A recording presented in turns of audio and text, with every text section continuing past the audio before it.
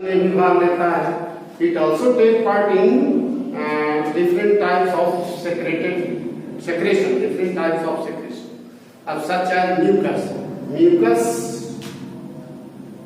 जो पदार्थ होता है, चिपचिपा पदार्थ, चिकना पदार्थ, इसका जो है हमने अभी थोड़ी देर पहले बताए थे कि गॉबलेट सेल से म्यूकस का सेक्रेशन होता है।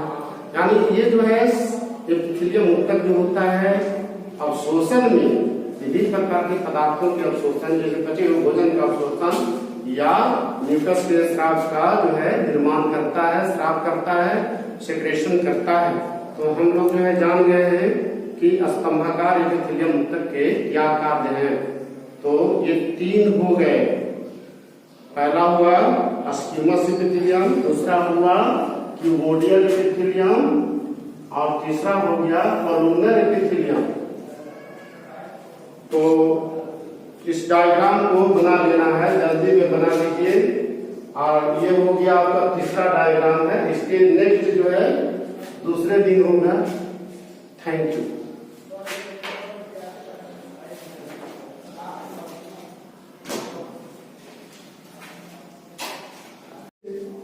आज हम लोगों को पढ़ना है एनिमल टिश्यू। हम जो पिछला पार्ट जो खत्म किए थे टिश्यू में वो था प्लांट टिश्यू। आज हम लोगों को जानना है एनिमल टिश्यू। सभी जंतुओं के शरीर में एक कोशिकीय जंतुओं को छोड़ दिया जाए तो सभी बहुकोशिकीय जंतु जितने उसके शरीर में टिश्यू होता है। अब ये टिश्यू जो है मिल करके ऑर्गन का निर्माण करता है।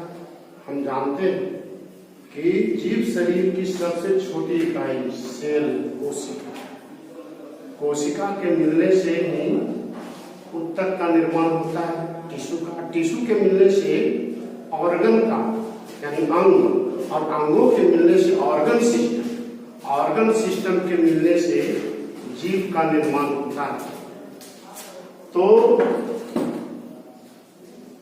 यूनिसेलुलर ऑर्गेनिज्म में अमीबा, पैरामीशियम, यूलिना, इन सब जंतुओं में जो है ये टिश्यू सिस्टम नहीं होता है, वो चूंकि एक कोशिकीय जंतु। लेकिन बहुकोशिकीय जंतुओं में हम लोग को पढ़ना है कि मनुष्य में जो है या जंतुओं में जो है कौन कौन से जो है ऊतक होता है। तो 4 प्रकार के ऊतक जंतुओं में होते हैं। एपिथेलियम ऊतक, जिसको हम हिंदी में बोलते हैं उपकला। एपिथेलियम ऊतक को उपकला ऊतक कहा जाता है। ऐसे ये अंग्रेजी शब्द है, उपकला जो है हिंदी शब्द, एपिथेलियम जो है ये उपकला, इसको हम बोलेंगे उपकला ऊतक हो गया, इसको उपकला ऊतक बोलेंगे। एनिमल टिश्यू को यानी जंतु ऊतक, हिंदी में क्या कहेंगे, जंतु ऊतक। जंतु ऊतक जो है उसको 4 भाग में बांटा गया है। सबसे पहले उपकला ऊतक, जिसको एपिथेलियम ऊतक कहते हैं। दूसरा है संयोजी ऊतक, संयोजी ऊतक। तीसरा है पेशी ऊतक।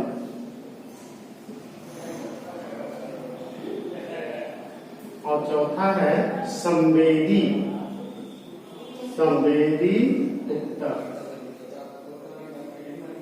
तो 4 प्रकार के ऊतक होते हैं। अब उसमें सबसे पहला उपकला ऊतक के बारे में जानना है। उपकला ऊतक क्या है? यह ऊतक जो होता है किसी भी अंग के बाहरी अथवा भीतरी आवरण भी बनाते हैं। शरीर के अंदर बहुत सारे अंग हैं जिसके बाहरी स्तर या भीतरी स्तर, जैसे मान लीजिए एलिमेंट्री कैनाल, तो एलिमेंट्री कैनाल में बाहरी स्तर हो गया और उसी के अंदर जो भोजन पचता है तो भीतरी स्तर भी है उसका एपिथेलियम ऊतक होता है। उसी प्रकार से शरीर के अनेक अंग हैं जिसके बाहरी या भीतरी स्तर दोनों या दोनों स्तर भी बनाते हैं जो एपिथेलियम ऊतक का होता है। अब हमको ये जानना है कि ये ऊतक जो है क्या करता है हमारे शरीर में। सिंपली यह जो है ऊतक हमारे शरीर में निम्न जो है ये कार्य करता है। ये ऊतक जो होता है अंदर के भागों को सुरक्षा प्रदान करता है अनेक प्रकार के रोगाणुओं से। अब यदि ये ऊतक नहीं होता, ये उपकला ऊतक, तो जर्म्स जो है, रोगाणु जो है, बैक्टीरिया जो है, सूक्ष्मजीव हमारे शरीर के अंदर प्रवेश कर जाएगा। तो इससे ये बचाव करता है एपिथेलियम ऊतक। दूसरा है कि इससे जो है अनेक प्रकार के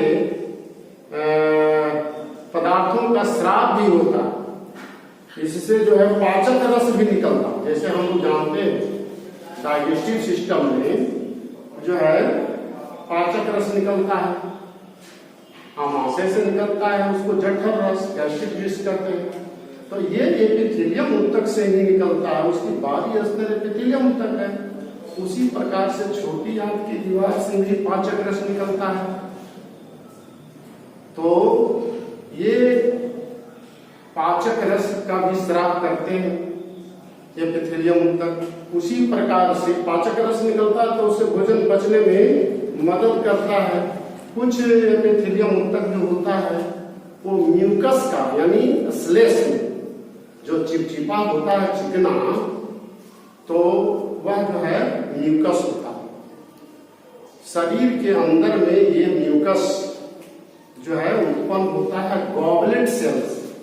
तो ये चिकना जो पदार्थ है म्यूकस, उसमें एपिथेलियम ऊतक जो होता है उसका भी जो है ये स्राव करता है।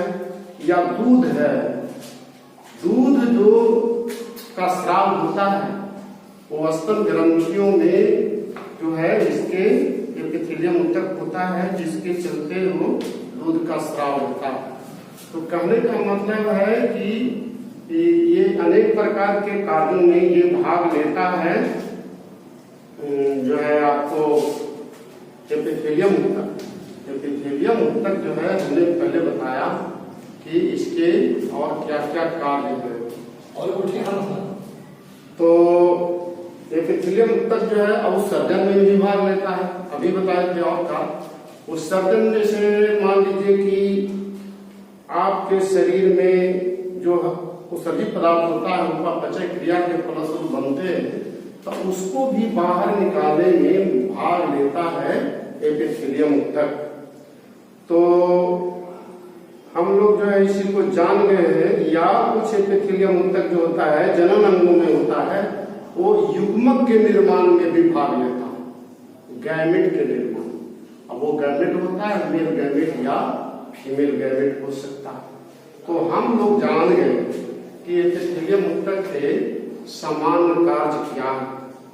तो ये सब कार्य करते हैं एपिथेलियम ऊतक। अब हमको एक एक करके जानना है कि एपिथेलियम ऊतक के कौन कौन से प्रकार हैं। पहला प्रकार है, उसका नाम है सल्की एपिथेलियम ऊतक, जिसको अंग्रेजी में कहते हैं स्क्यूमस एपिथेलियम टिश्यू। दूसरा है घनाकार एपिथेलियम ऊतक, जिसको अंग्रेजी में कहेंगे क्यूबोडियल एपिथेलियल टिश्यू। और तीसरा है स्तंभी एपिथेलियम ऊतक, जिसको अंग्रेजी में कहेंगे कॉलुमनर एपिथेलियम टिश्यू। और चौथा है पश्चिमल एपिथेलियम ऊतक, जिसको अंग्रेजी में सिलिएटेड एपिथेलियम टिश्यू। पांचवा है ग्रंथिल एपिथेलियम ऊतक, जिसको ग्लैंडुलर एपिथेलियम टिश्यू। और छठा है संवेदी एपिथेलियम ऊतक, जिसको सेंसरी एपिथेलियम टिश्यू। ये 6 प्रकार के हैं जिसके बारे में हम आपको बताएंगे। उसके बाद और सब होगा। सबसे पहले हमको जानना है कि सल्की एपिथेलियम ऊतक जो है क्या होता है और कहाँ पाया जाता है कि क्या जो है इसकी विशेषता है। तो सल्की इपिथेलियम जो है यह ऊतक जो होता है पतली दीवार वाली, इसका दीवार जो होता है ये पतली दीवार वाली भित्ति का बना होता है, पतली दीवार वाली होती है और ये अनियमित आकार का, देख रहे हैं ये षटभुजीय है, यहाँ पंचभुजीय है, यानी पॉलीगोनल होता है, हेक्सागोनल हो सकता है ना, या रेक्टेंगुलर भी हो सकता है, चौकोर हो सकता है। तो ये अनेक प्रकार के इसकी कोशिकाएं होती हैं और इनके कोशिका भित्ति जो है वो पतली होती है, इसका कोशिका का जो झिल्ली है वो पतली झिल्ली वाला होता है, कोशिका भित्ति नहीं बोलेंगे इसमें। और इसका जो तली है फ्लोर सेल का वो लगेगा कि टाइल्स के समान एक दूसरा में सटा हुआ, जैसे टाइल्स बिछता है कहीं फ्लोर में तो एक दूसरा से सटा रहता है, उसमें गैपिंग नहीं रहता। उसी प्रकार से टाइल्स की भांति इसके सेल जो है एक दूसरे में क्या है सटे हुए, उसमें गैप इंटरसेलुलर स्पेस नहीं रहेगा। यानी इस ऊतक की एक खास विशेषता है कि पॉलीगोनल हो सकता है, इसकी कोशिकाएं और उनकी जो आवरण है वो पतली जो है थिन होता है और इसमें न्यूक्लिएटेड होता है, साइटोप्लाज्म होता है और सीमेंट सबस्टांस होता है जिसके सहारे से एक दूसरे से सटे होते हैं। और ये कोशिकाएं जो होती हैं इस प्रकार से इसका निचला जो आवरण होता है जिसको हम बोलते हैं बेसमेंट मेम्ब्रेन, ये जो है ये नीचे वाला जो आवरण है, सबसे नीचे वाला जो झिल्लीदार या सेलुलर कुछ स्ट्रक्चर है, लेकिन पूरी तरह से ये सेलुलर स्ट्रक्चर जो है इसको नहीं कहेंगे, नीचे वाला जो है पोर्शन इसको बोलेंगे बेसमेंट मेम्ब्रेन, नीचे वाला झिल्ली ये बेसमेंट मेम्ब्रेन है।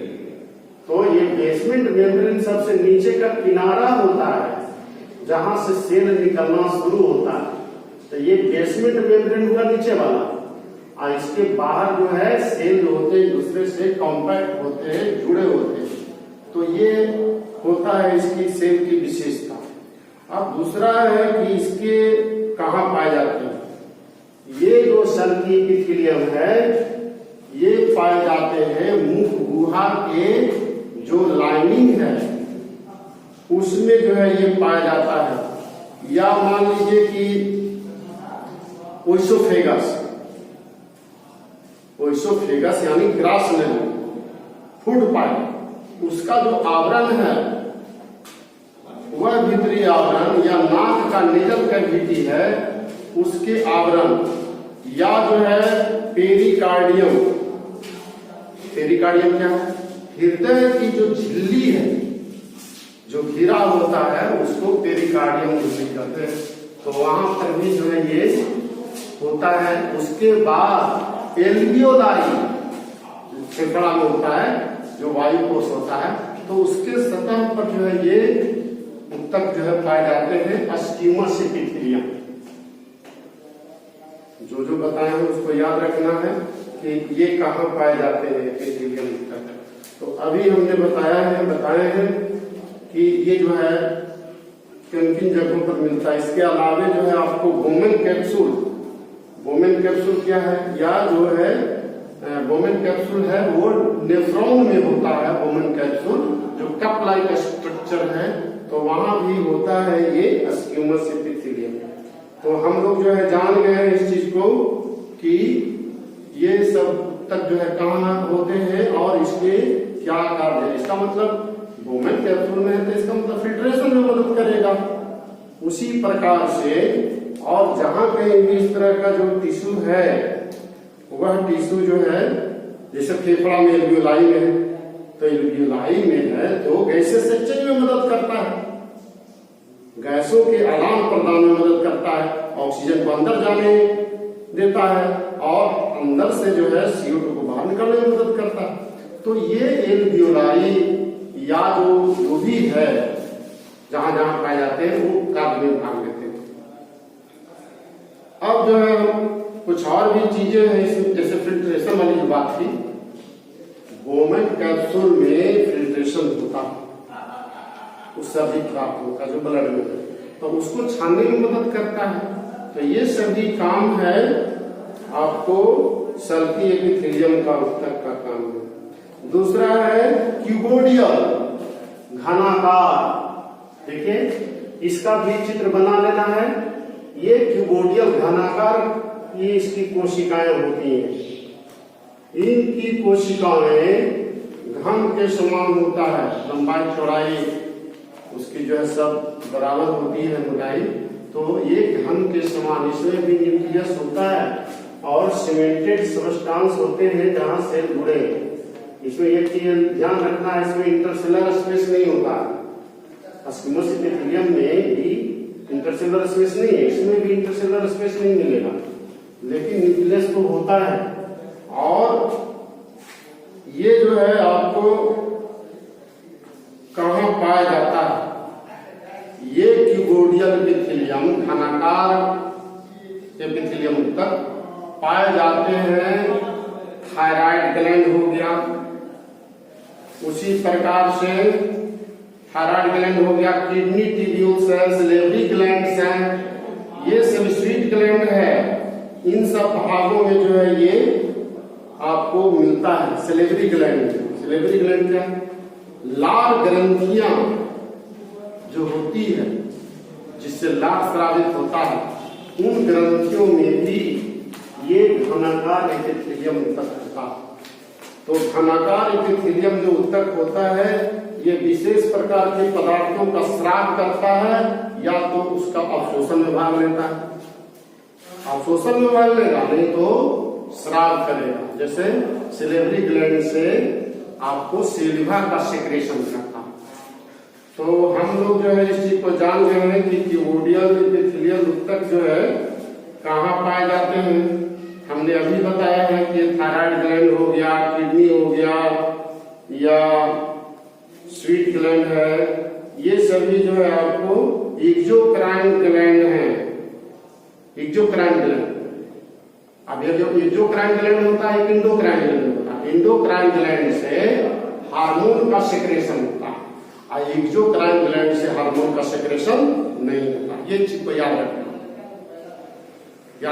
है। इंडोक्राइन ग्लैंड को हिंदी में अंतःस्रावी ग्रंथि है। जब वो पढ़ाएंगे तो वो सब बात होगी। आज जितने जैसे लार ग्रंथि, लार ग्रंथि से हार्मोन नहीं निकलता है, जठर ग्रंथि हार्मोन नहीं निकलता है। उसी तरह से आपको श्वेत ग्रंथि है, इन समूह से कुछ पदार्थ का सेक्रेशन होगा, लेकिन हार्मोन का सेक्रेशन नहीं होगा। तो इन समूह को हम कहेंगे बाह्यस्रावी ग्रंथि, एक्सोक्राइन ग्लैंड। तो एक्सोक्राइन ग्लैंड जो भी होता है शरीर में, वो सभी जो है आपको घनाकार एपिथेलियम ऊतक का जो है ज्यादातर वो भाग बने होते हैं। तो हम लोग जान गए हैं कि ये जो है अवशोषण में मदद करता है या कुछ पदार्थों के स्राव में मदद करते हैं। तो ये चित्र को बना लेना है। ये आपको क्यूबोडियल एपिथेलियम है, यानी घनाकार एपिथेलियम, और तीसरा है स्तंभी, तीसरा है स्तंभी एपिथेलियम ऊतक।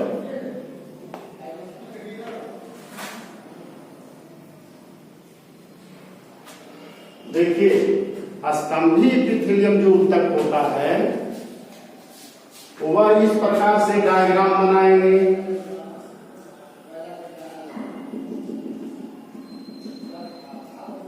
अब इसमें स्तंभी एपिथेलियम जो होता है वो पिलर के समान इस तरह की रचना होगी। पिलर से लंबी लंबी बेलनाकार पिलर के समान जो सेल होता है, उस तरह का ये होता है। इस तरह से इसको बनाएंगे।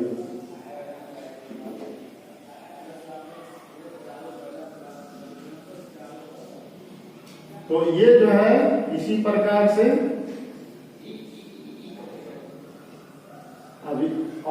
इसके अंदर में सेल होगा, इसके बाद पीछे। अब इसमें न्यूक्लियस जो रहेगा नीचे की ओर रहेगा, ऐसे सेल के निचले भाग में न्यूक्लियस होता है। ये चित्र बनाना है। अब इसमें जो है इसको देखा देना, ये पिलर सिपेट हो गया। इसको हम कहेंगे स्तंभीय एपिथेलियम या इसको कहेंगे कॉलुमनर। ये है टिश्यू का ये डायग्राम यहाँ। अब ये जो है न्यूक्लियस हो गया, ये हो गया बेसमेंट मेम्ब्रेन, जो आधारीय झिल्ली है, बेसमेंट मेम्ब्रेन। ये बेसमेंट मेम्ब्रेन हो गया।